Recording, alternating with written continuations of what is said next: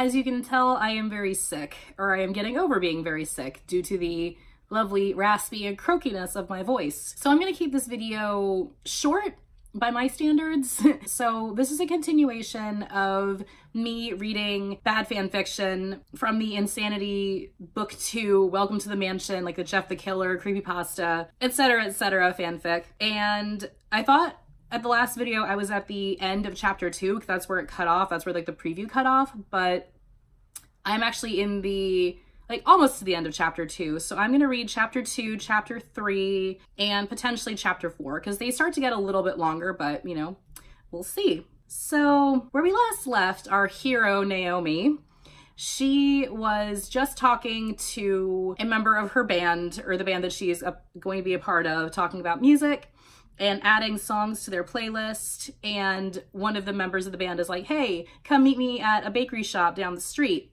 And Naomi goes, okay.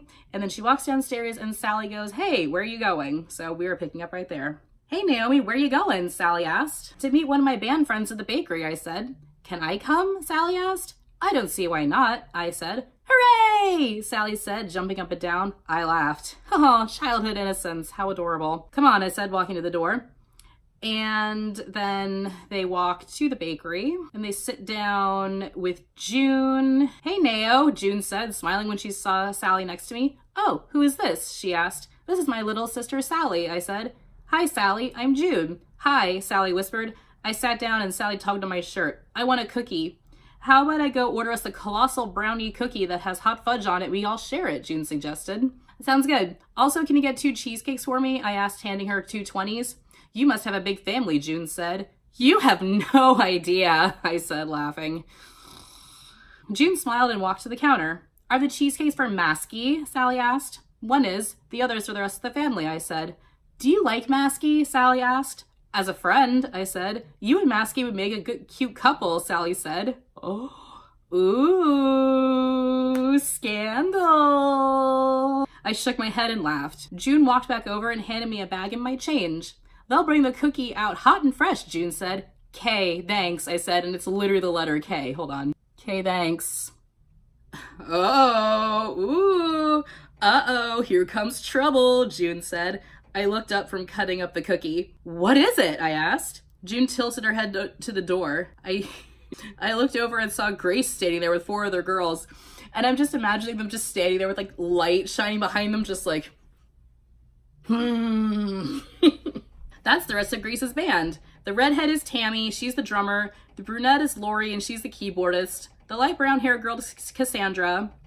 She's the bass player, and the black hair girl is Tammy's sister, Terry. She used to be in our band until Grace came along and bribed her, June said. Ooh. I frowned as people swamped Grace for autographs, but she pushed past them and sauntered over to our table. Well, if it isn't the brat I met at the guitar shop, Grace said. I narrowed my eyes. What do you want, Grace? I asked. Oh, nothing. Just to say I look forward to our upcoming band battle, Grace said. Yeah, we're gonna beat your band so bad, Tammy said. I'd like to beat your face in, I muttered. What did you say? Grace asked, sounding ticked. And that's the end of chapter 2. Also, I really like later on in this book, there's a lot more of this example, but this author has no problem with describing graphic violence in somewhat gruesome detail, but she can't use a swear word. It's just, I don't know. It just made me laugh. Chapter 3. I said I'd like to beat your face in, I said, standing up. You don't want to do that. When it comes to fighting, I can beat anyone, Grace said. Yeah, well, you haven't seen my sister fight, Sally screamed, standing up in her chair. Sally, sit down, I said. Sally hopped down from her seat and kicked Grace in the shin hard. Take that, bitch! Aw, you little brat, Grace screamed and picked up Sally by her shirt. Put her down, Grace, I threatened. Sure, I'll put her down, Grace chided as she threw Sally to the ground. That's it, I shouted. Oh, did I hit a nerve? Grace asked in a sarcastic voice, and then kicked Sally in the stomach. The next thing I knew, my fist connected with Grace's face. She reeled back and hit a table and fell. Tammy moved forward to attack me. Hold it, Tammy, Grace said, getting up. Tammy stopped and backed up. If we're gonna fight right, Grace said, taking out her phone. You've got to be kidding me, I said. Grace called an agent and multiple news crews. Sally, if Grace is gonna have an audience, so am I. Call the guys. June, call the rest of the band members, I said, handing Sally my phone. All right, June said, taking her phone out. Okay, Sally said. Have them take that potion before they come. Don't want us to get caught, do we? I said. Where are the adults? As John Wolfe said, where are the adults? They're in the middle of a bakery shop. There's like fighting going on. There's like tons of witnesses who are probably recording this on their phones. The only time we witness an adult in this story is when they're bringing them food. Just like in the last book. Where are the adults? Why are the adults not doing anything about this? 10 minutes, later. Grace and I stood in an empty parking lot. Let's get this over with, Blondie, I said. You're gonna regret ever picking a fight with me, Naomi, Grace said. Fight, fight, fight, fight, fight, fight. Make your move, I said. She took a swing at me and I grabbed her hand, which tripped her up, throwing her over my shoulder. Why don't you try that again? I said with a smug look. Grace swung at me again. For being so skinny and small, she's really slow. I moved out of the way and hit her in the back. Way to go, Nao! June said. I smiled, turning my back on Grace for a second. The next thing I do, I was put on the ground with a bloody lip. Duh! Don't turn your back on your enemy, you fucking amateur. Grace put her foot on my back. She smiled. Nice job, Grace, Tammy said. I wasn't about to let someone like Grace beat me and make a fool out of me. Suddenly, all I could think about was tearing Grace apart. I twisted around and grabbed her leg and threw her off me. Hey! Grace said. I got up and wiped the blood off of my lip. You made me bleed, I said. Nobody makes me bleed my own blood. Nobody! I'll do it again too, Grace said. She faced me. I stared her in the face. Whoa, I heard June say. What? Sally asked. Neo's eyes, they're red. I can't even see the blue in them anymore, June exclaimed. Oh my god. Ominous foreshadowing. Grace backed, up, a little scared. I grabbed her shirt, lifted her off the ground, spun her around, and then threw her into Lori and Cassie. No one hurts me or my family and gets away with it, I growled. Okay, I can kind of, side with Naomi on that bit. My mind clicked back on. I stood there confused for a second. Sally ran over. You did it, you beat Grace, she yelled. I smiled and patted her head. You're going to pay for this, Terry said. Yeah, sure, I said. I can't believe you would date a monster like that, Tammy said, turning to Jeff. Oh, I guess everybody showed up and they didn't say anything. Hey, don't talk about her like that, Jeff said. Well, it's true. She nearly killed Grace, Lori said. Lori, Tammy, calm down. He'll come to his senses soon enough and dump her, Grace taunted, laying a hand on Jeff's arm. Her eyes flashed gold for a second. Ooh. I shook my head and pushed her away. Back off, I said. He's going to betray you, Grace said. Yeah, right. What do you know, I asked. Grace smiled and put her hands on my shoulder. I know things, she warmed. Different images flashed through my mind, but one stood out in particular, the Rake. I pushed her away from me. Just so you know, we're going to make your lives awful when school starts, Lori threatened. Come on, girls, let's go. See you later, Jeffrey, Grace said with a smile and walked off with her band. Forget you, I yelled after her. Calm down, Jeff said, taking my hand. I sighed. Forget you! You bullies! Taking my lunch money. Man, it felt good beating her up like that, I said, then lowered my voice. It's a shame I couldn't kill her, I mumbled. Jeff pushed me playfully.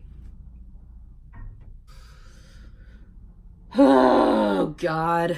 Hey, Nao, come here, June said. I walked over. Yeah, I responded. This reporter wants you to answer some questions, June said, motioning the lady next to her. Yeah, sure, I said. My name is Sarah Moore, and this is my cameraman, Nick, Sarah said. Naomi Jansen, I said. So how did it feel to beat one of the most famous stars, Sarah asked. I laughed. Famous? How come I've never heard of her? Anyways, I guess you could say it felt good. Like it's been in my nature to do it, I said. I heard my brother snicker. Okay, she's like, how come I've never heard of her? But like when she was in the guitar store, she was like, you're Grace from Grace and the Rockets? I mean, it might just be kind of like a, oh, you're such a big shot, like how come I've never heard of you kind of thing. But at the same time, it's like, at this point, I'm just assuming everything is just like a continuity error or a plot hole. And then the reporter asks her if she's like nervous about her upcoming band battle. And she's like, no, not at all. We're totally gonna like beat Grace and like everything that she does. So the interview ends and she has like the bag of pastries, like cheesecake and cookies and stuff. And there's a piece of paper in it. It read, he's going to betray you. Careful who you spend your time with. It can only get worse. I thought, what does that even mean? Duh.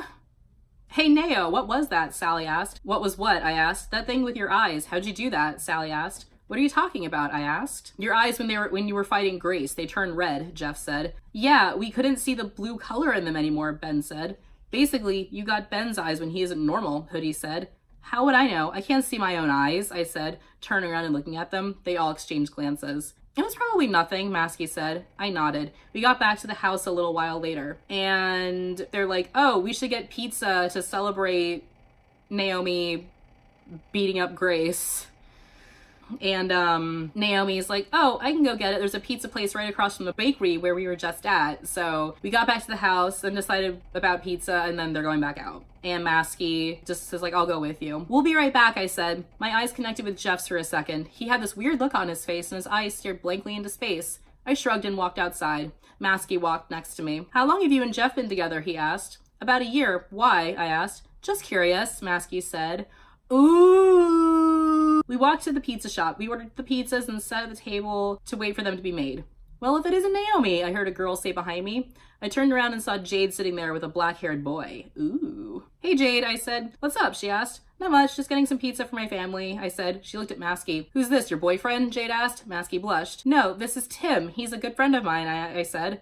Oh, he would make good boyfriend material, she said. Masky blushed even redder. I giggled. Okay, this is, it's becoming fairly obvious that Masky and Hoodie are not together, and, oh, let's see where this goes. And so they just talk. Jade introduces her boyfriend, whose name is Nate. See ya, I said. A lady walked over and handed me the pizza boxes and a few other things. Ready to go, I asked. Yeah, Masky said. We walked outside and down the street. My phone started ringing loudly. I pulled my phone from my pocket. Hello, I said. Sally's voice came over super fast. Naomi, you and Masky can't go back into the woods, she said, sounding frightened. Whoa, slow down. Why can't we go back, I asked. It's the Rake. He's back and pacing a few feet away from my house, Sally said, crying. Okay, don't worry. We'll figure a way around it, I said. Okay, Sally said, hanging up. I put my phone back in my pocket. What's going on? Masky said. The Rake is back and pacing in front of the house. Think he can teleport us? I asked. Yeah, Masky said. I gave him my hand and he took it and teleported us back. I still can't believe he can do that, I said. You're okay, Sally said. Yep, thanks to Masky, I said. Masky smiled. Geez, quit talking, let's eat, Ben said, grabbing the food from me and walking into the kitchen. I rolled my eyes. I looked around the room. Hey, where's Jeff? I asked. He went upstairs a while ago. Something seemed off about him, Silver said. Thanks, I said, and headed upstairs. I headed down the hall and down to Jeff's room. The door was open and Jeff was sitting on his bed, staring at the wall. I walked in and stood next to him. Jeff, you okay? I asked. He nodded. I waved my hand in front of his face. No reaction. I stood in front of him and looked in his eyes. They were dim and lifeless. He stood up and walked to the door. I opened my mouth to speak, but he beat me to it. I'm fine, Nao, he said and walked out of the room. I followed. Sally tried to get his attention. Sally, I said, pulling her aside. She looked at me and I shook my head. Jeff walked outside. Smile followed after him, but Jeff just made him stay put. But the Rake is still out there, Sally complained. I watched him walk off and pass the Rake. It didn't do anything. What in the world? I muttered. The Rake turned and hissed. I slammed the door shut. Because, you know, something with razors at the end of its hands is going to be really deterred by just a closed door, but whatever. I wouldn't worry about, Jeff, he's probably just playing a prank. I wouldn't worry about Jeff, he's probably just playing a prank. Oh, that Jeff.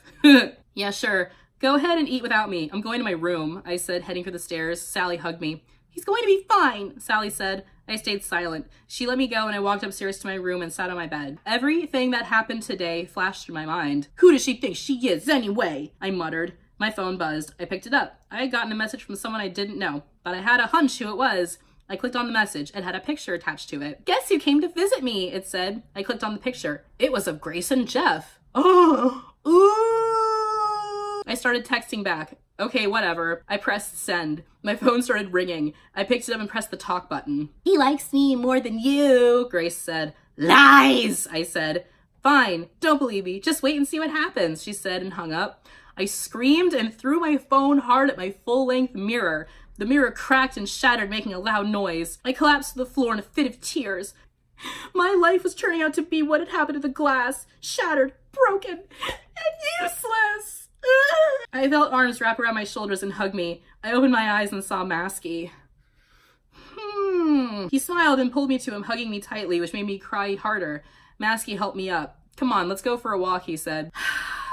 Yeah, let's go for hey, you just broke up with your boyfriend, so I'm like scooping in to steal you. And oh yeah, there's like still a monster outside, but that's okay. Nothing can stop our budding love. That's fine. I don't feel like going anywhere, I said. Might take your mind off things, he said. I sighed and wiped my face. Okay, I said. Masky smiled and walked out of my room and downstairs. Hoodie handed Masky a large bag. What's that? I asked. You'll see later.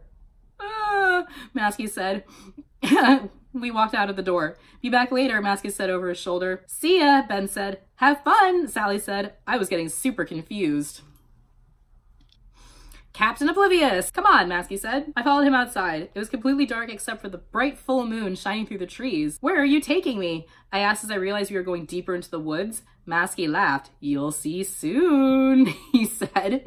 I frowned. Masky stopped and I nearly bumped into him. I saw him looking at a rock wall. He walked over to it and started messing with it. Oh, like a wall. Oh, okay. I thought it was like a wall, like a rock climbing wall. And I'm like, I kind of feel like that was a part of like Marble Hornets. Like there was like a bit where he's like walking in a field. There's like this big thing, but I don't think it was a rock wall. But since Masky is from the Marble Hornets like universe, I'm rambling, but it's like a stone wall with, you know, masonry in it. There we go.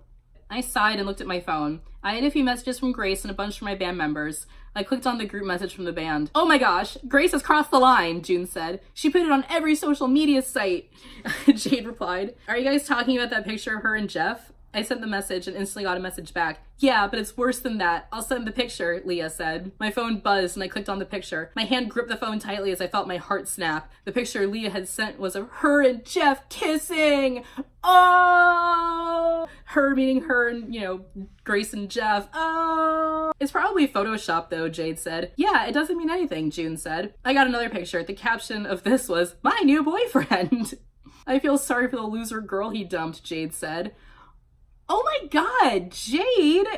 Dude! Guys, this probably isn't making her feel any better, Leah said. Duh! Oh my god, Jade! Oh, sorry, Nao, June said. Sorry, Jade said. It's fine. I'll figure out what's going on. I'll talk to you guys later, I said. Fucking bitch! Oh my god. I guess, like, maybe Jade didn't know, but, like, wouldn't she have kind of assumed that it was, like, Naomi and Jeff? If that's what they were talking about, like in the group chat, because obviously none of them are dating Jeff, and why would they care about who Jeff is seeing? But like, I guess Naomi never really did talk about him. Whatever. It doesn't make any sense, but I guess you need some sort of plot conflict thing. My phone started ringing. I clicked the talk button. Hello, I said. Nao, it's not what you think. Jeff's voice came over the phone. It wasn't the same voice I had heard when I was in his room. Look, Jeff, I'm not in the mood to talk to you right now, I said. Just listen to me, he said. I hung up. Masky walked back to me. You okay, he asked. No, not really, I said, showing him my phone and all the messages. Well, I have something that might take your mind off of it all, he said, and took my hand to walk over to the wall, which now had a hole in it. My phone buzzed in my hand. I ignored it. Let's go, he said. K. Like the letter K. Anytime somebody texts that to me, I just type back potassium. We entered into a small secluded area. The hidden door shut behind us. I looked around and saw a small crystal clear pond that shone against the moon. How conveniently romantic. Wow, this place is so pretty, I said. Have you, oh my God. Have you ever seen a meteor shower? Masky asked, standing next to me. No, why? I asked. That's why I brought you here. Well, also to get your mind off of everything that's been happening, Masky said. I smiled. I sat in the grass. So to take your mind off of everything that's happening, does he mean everything that's been happening since she got to the Mansion of Killers, or everything that's been happening since like an hour or so ago? Because the pacing seems a little quick, but whatever. How did you find this place? I asked. I like to explore the woods on my own time, and I happened to stumble upon this place, he said, sitting next to me. I looked at the sky. When is this meteor shower supposed to happen? I asked. In a little bit, but while we wait, I want to give you this. Masky said, handing me a box. Oh no! What is it? Is it a dick in a box? I hope not. What's this? I asked. Open it, he said. I did, and inside was a slice of key lime pie. Oh, thank God. I smiled. You didn't have to, you know, I said. I wanted to. You didn't eat, so I thought, why not? Thanks. Sugar always makes you feel better. I ate the pie in a few minutes. I looked at the pond. Thanks for doing all of this for me, I said. You're welcome, he said. I looked to the sky to see if I could see any meteors. Masky casually laid his hand on top of mine. Oh! Naomi, can I tell you something? Oh no! Oh no! It's happening! It's happening! Oh God. Squeezing my hand a little. Yeah, sure, I said, looking at him. Masky slid his mask off and set it next to him. His eyes were a deep sapphire blue. Oh my God. Oh my God. Well, you see, ever since you came to the mansion, I've sort of slowly developed a crush on you, but was afraid to tell you because I thought Jeff would kill me. I mean, he's so protective of you. He said. Jeff is anything but protective, I said. Well, besides that, I really like you, he said. I blushed and looked at the ground. Sorry, I've made things awkward, he said and let go of my hand. It's okay, I like you too, I said. Masky smiled. Look at your bracelet, he said. I looked at my wrist and the pearl inside the dragon's claw was a bright pink color. I forgot to mention the bracelet I got you was a mood bracelet. Oh my God. So I'm guessing pink means love, huh? I asked. Masky nodded, blushing. I laid my head on his shoulder. Masky kissed my head. I felt safe with him. More safe than I felt with Jeff. Moving on quick there, girl. Damn. God. I have a lot to unpack about this, but I'm gonna wait for a minute. I looked up at the sky and saw a streak of light. I think it's about to start, Masky said. I smiled. I was happy. I didn't have Grace to bug with her texts. I didn't have to worry about the Rake or Zalgo. This was all I needed. I looked at the sky as it filed with streaking lights instead of filled, filed. Did you know you can make a wish on a shooting star? Masky said. I nodded. My wish is to do my best to keep you safe at all costs. I won't let anything hurt you, Masky said. I blushed. But because he said it, it's not going to come true, so I'm pretty sure Masky's going to fuck up at some point. Ooh, drama. And then Naomi makes a wish and he's like, what did you wish for? They finish watching the meteor shower and then they start walking back through the woods and they're like, does it seem a little quiet to you? You know, it's quiet. A little too quiet. Has that Scarecrow always been there? I asked. What Scarecrow? Masky asked slowly. Oh, so he's like, what Scarecrow? What Scarecrow? I don't know what you're talking about. That one, I said, pointing at the Scarecrow next to the tree. She was holding a scythe and had long brown hair. The Scarecrow's head moved to look at me and smiled. Ooh, so spooky! This isn't good, Masky said. Then it hit me. Zalgo's minion? I asked. Masky nodded. I finally found you, Naomi, the Scarecrow said. Oh, great, I said. She sat her scythe over her shoulder and started walking towards us. Masky stepped in front of me to protect me. Relax, kid. I just want to talk to the girl, the Scarecrow said. What do you want? I asked. Just to talk, she said. About? I asked. She side-glanced at Masky. The drama. Walk with me, she said, glancing at me. All right, I said. Dumb bitch! Dumb bitch! Dumb! Dumb, dumb, dumb, dumb. Why? Why are you doing this? Don't, she could kill you, Masky said. Yeah, okay, Masky's the one with the common sense here. She'll be fine, Timothy. Let her go, Scarecrow said over her shoulder. I looked at Masky and he let my arm go. I followed Scarecrow. It's a shame Jeff cheated on you with Grace, but you and Timothy make a good couple, she said. Thanks, I guess, I said. So basically that she's like, the Scarecrow is just like telling Naomi a bunch of idle threats, just like, I could kill you and I'm gonna kill your family and I'm gonna kill everything you care about because that's all we know how to do in this universe is just killing. Naomi, duck and roll, Masky yelled. I ducked quickly and rolled backwards. Flames erupted from where Scarecrow Girl was standing. The flames engulfed her, lighting up the forest around her. That's gonna cause a forest fire! Dumb bitch! Let's go before she recovers, Masky yelled, picking me up by the waist and throwing me over his shoulder. Oh my god. Oh, I forgot to mention, in my skimming of this, Naomi gets cut with the scythe and like opens up her arm and she's bleeding. And also, I kind of like the dramatic, like throwing like bridal, like not bridal style, like just throwing her like over the shoulder and running instead of just like instantly teleporting because it just sort of gives the illusion of like, Masky will protect you, Masky big strong man, Masky sensitive, Masky protect. Are you all right? Masky asked. No, not really, I said, looking at my arm. We gotta get you back home and fast, Masky said. So they start walking, even though he's like, we need to get you back to the house fast. Teleport! And then she feels a burning sensation in her arm and then she goes blind. Then he teleported them back home. Okay, it took him fucking long enough. Masky, Naomi, thank goodness you're okay, Sally said, running over. I feel like every single time they come back to the house, Sally is just like right there, like immediately just waiting to run up to them, just sort of like taking over for Smile Dog. Also, where's the kitten? I'm worried about the kitten. Where's the kitten? Why? What's wrong? Masky asked her. Scarecrow showed up here looking for Naomi, Ben said. Sally nodded. Well, we're not entirely okay. Scarecrow found us and ended up cutting open Naomi's arm, Masky said. With her scythe? Hoodie asked. Masky nodded. Yeah, and now she can't see, he added. Hoodie walked over to me and took my arm. She can control people through her scythe. You gotta keep an eye on her. Ha! Tactless! While I go look for a cure. Oh, even more tactless, Hoodie said. If he gets a hold of her, there wouldn't be anything we could do, Hoodie said to Masky. Okay, Masky said. okay.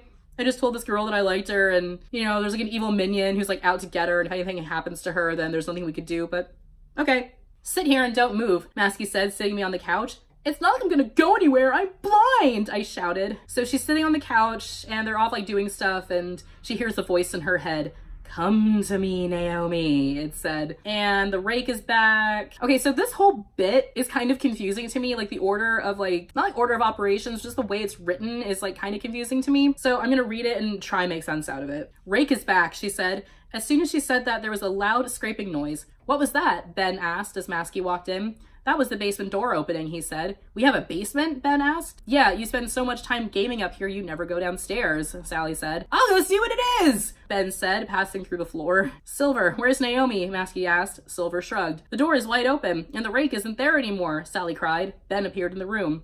It was just Hoodie. He snuck in through the basement so he didn't have to pass the Rake. Also, here, Masky, Ben said, handing Masky a small bottle. You found a cure already? Masky asked. Yeah, that really didn't take that much time at all. Yeah, so go before something bad happens, Ben said. Masky nodded and ran out the door. I was halfway through the woods by the time Masky caught up with me. Okay, so I think what happens is that she was describing like the scene around her. So she was like describing like who was in the room, what people were doing, what they were talking about, and then all of a sudden it's like, oh shit, Naomi's gone. Where the fuck did she go? Naomi, wait, Masky said. Leave me alone, I said. Look, I just want to cure you, okay? He pleaded. Look, Timothy, the girl doesn't want to go with you, so leave her alone, Scarecrow said, coming out of the shadows. What do you want? Masky asked. I can think of a few things. I'm just here to collect a prize for Zalgo when he wakes up, she said. Let her go and I won't have to hurt you, he said. You hurt me? Don't make me laugh, Scarecrow said. Wasn't, you know, Masky the one that like lit her on fire? So a couple minutes ago, whatever. I'm serious, I don't want to have to fight you, Masky said. Oh, you won't be fighting me, Timothy. You'll be fighting her, Scarecrow said, putting her arm around my shoulder and handing me her scythe. I took it and looked at it. Masky stood there, stunned. Before the poison completely takes over your mind and body, I'm going to give you a command that will stay with you till you finish it. At that time, you'll go back to normal. And to make it fair, I'll let you see again, Scarecrow said. I nodded as my eyesight returned. Use my scythe and kill him, she said, pointing at Masky. Ugh, kill, I repeated. So basically, she is being controlled by Scarecrow. She's fighting Masky, and she still has a little part of her mind left. It's like, oh no, I must hold on to the sliver of love that I have for this person. Oh my god. Some people, you know, some of the people from the Slender Mansion show up. It's, you know, of course. You know, she's like holding the scythe to Masky's neck. She's under my complete control now. I could easily tell her to kill herself, Scarecrow said. You wouldn't dare, Ben yelled. Wouldn't I? She said, smirking. What about that stuff you said earlier about taking her to Zalgo? Masky asked. Oh, that was all just a bluff. Zalgo doesn't really need her. Yet, Scarecrow said, taking her scythe back from me and turning away. Well, I best be on my way. But before I go, Naomi, use that knife you have in your pocket and kill yourself, she said, and walked away. I took my knife out of my pocket and held it to my neck and with a quick motion cut my neck. I instantly lost a ton of blood and collapsed. Masky caught me before I hit the ground. I felt myself being lifted up. We gotta get her back home before she dies, or to a hospital, I heard Ben say. I heard Sally crying and EJ trying to comfort her. Should I call Jeff? I heard Ben ask. No, call a fucking ambulance. Don't even bother, I heard Masky say. That was the last thing I heard before I blacked out. All right, so that's chapter 3. I guess it's kind of, you know, the author of this book has decided that maybe fantasizing about being involved with like a killer who kills for like no obvious reason, you know, maybe that's like, maybe she's grown out of that. Maybe she has, you know, moved on to somebody who is just a proxy of Slender Man, because in like Marble Hornets literature or like the Marble Hornets films, Masky and Hoodie were proxies of Slender Man and were sent off to like do his work and all that stuff. I actually really like Marble Hornets. A friend of mine showed it to me many years ago, so I was like watching it like as it, you know, progressed, and I only got to see glimpses of Masky and Hoodie, but I actually kind of like the part they play in like the creepypasta like pantheon, like the creepypasta universe. Slender Man, Masky, Hoodie, and like the other main characters, whereas Jeff the Killer is just a guy who's like, I just want to kill things, which is worrisome. So I guess the author of this book is just kind of like, no, maybe I just want to be with someone who kills because they're being brainwashed or something like that. So good job for moving up in the world. I'm kind of interested to see how this plays out, because I have a feeling that Jeff is going to get very jealous once he, you know, is released from his mind control of Grace or what have you. This is going in a very interesting direction. I have read a little bit further in this, and it gets, I don't even know how to explain it, but my voice is starting to go a little bit. I might try and record another one of these videos a little bit later, but that is chapter 3 of this book. It was kind of long, and I'm having a lot of fun reading these. I'm having a lot of fun throwing mad shade at all the fucking characters in this story. So, yeah. As always, I love and appreciate every single one of you who take time out of your day to watch these videos. I hope you have a wonderful day. I hope you have a wonderful weekend, week, whatever part of the week you're watching this video at, and I will see you all next time. Love you. Bye.